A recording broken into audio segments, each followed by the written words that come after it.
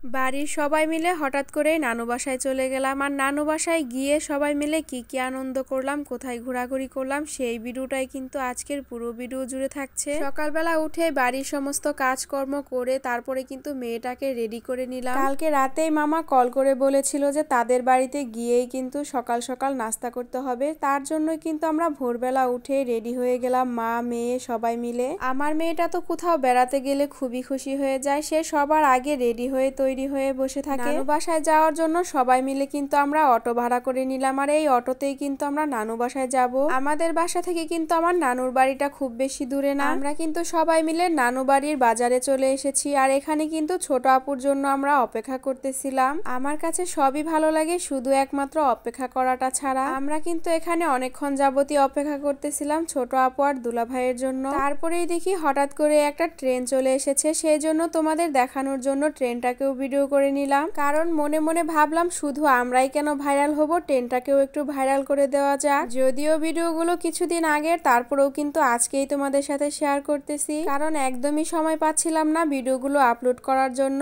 অপেক্ষা করতে করতে কিন্তু দুলা ভাইয়ের গাড়িটাও চলে আসলো, আমরা কিন্তু গাড়িতে উঠে গেছি। আমার মেয়েটা তার খালুজানের সাথে গাড়ি ড্রাইভ করতে করতে তার নানু বাসায় যাচ্ছে। একটা মজার বিষয় কি জানো, এটা কিন্তু আমারও নানু বাড়ি, আমার মেয়েরও নানু বাড়ি। অবশেষে কিন্তু সব বাধা বিপত্তি পেরিয়ে আমরা নানু বাসায় চলে আসলাম। এসে দেখি সব মেহমান দিয়ে বাড়ি ভর্তি। ছোটবেলায় সবার মুখে শুনতাম নানু বাড়ির পিঠা খেতে লাগে মিঠা। আমার মেয়েটা নানু বাসায় আসতে না আসতে তার খালামুনির কুলে উঠে বসে আছে। এদিকে আমি আমার মামাতো বোনের ফুলের গাছগুলো দেখতেছিলাম। এত সুন্দর সুন্দর বাড়িতে ফুল বুনে রেখেছে, যা দেখে আমার মনটা একদম ভরে গেছে।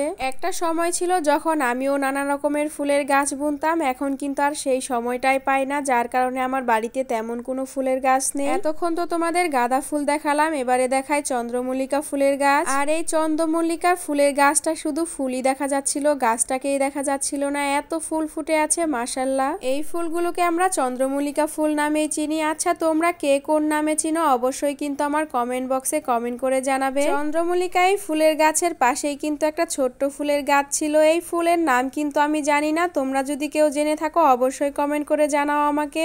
এই যে দেখো, এটা কিন্তু একটা পাতাবাহার ফুলের গাছ, এই গাছটাও কিন্তু দেখতে খুবই সুন্দর লাগতেছিল। তার পাশাপাশি কিন্তু নানান রকমের গোলাপ ফুলের গাছ ছিল। হালকা এই গোলাপি রঙের গোলাপগুলো দেখতে মাশাআল্লাহ এতটা সুন্দর লাগতেছিল, কি বলবো তোমাদের। আচ্ছা এতক্ষণ তো অনেক কথাই বললাম, এবারে তোমরা বলো তো যে আমার প্রতিদিনের ভিডিও তোমাদের কাছে কেমন লাগে। আমার প্রতিদিনের ভিডিও যদি তোমাদের কাছে ভালো লেগে থাকে তাহলে কিন্তু অবশ্যই আমার পেজে ফলো দিয়ে যাবে, আর লাইক কমেন্ট শেয়ার করে আমার পাশে থাকার চেষ্টা করবে। সবকিছু ঘোরাঘুরি করে দেখার পর সবাই মিলে কিন্তু এখন খেতে বসে গেলাম। আর শুরুতেই কিন্তু সবাইকে পিঠে খেতে দেওয়া হচ্ছে। মিষ্টি পিঠা আমার আর ভাবির দুজনের কিন্তু একদমই পছন্দ না, সেই কারণেই দুজনে মিলে একটি পিঠেই খাচ্ছি। তোমরা কে কে মিষ্টি পিঠে পছন্দ করো বা দুধের এই পিঠাটাকে পছন্দ করো অবশ্যই কিন্তু কমেন্ট বক্সে আমাকে কমেন্ট করে জানিও। ভাবি আর আমি পিঠেটাকে খাওয়া শেষ করে এবারে কিন্তু আমি অল্প পরিমাণে পোলাও নিয়েছি, সাথে অল্প করেই গরুর মাংস নিয়েছি, কারণ গরুর মাংসেতে আমার অ্যালার্জি আছে, সেই কারণে অল্প একটু গরুর মাংস দিয়ে খাবারটা খেয়ে এবারে কিন্তু আমি মুরগির মাংস দিয়ে পোলাওটাকে খাচ্ছি। যদিও আমি পোলাও খেতে খুব একটা পছন্দ করি না, খুব একটা কি আমি পোলাও খেতে একদমই পছন্দ করি না, ভাত হলে আমার বেশি ভালো লাগে। খাওয়া দাওয়া শেষ করে আমি যখন বাহিরে আসি, এসে দেখি আমার মেয়েটা তার নানা ভাইয়ের কুলে উঠে বসে আছে।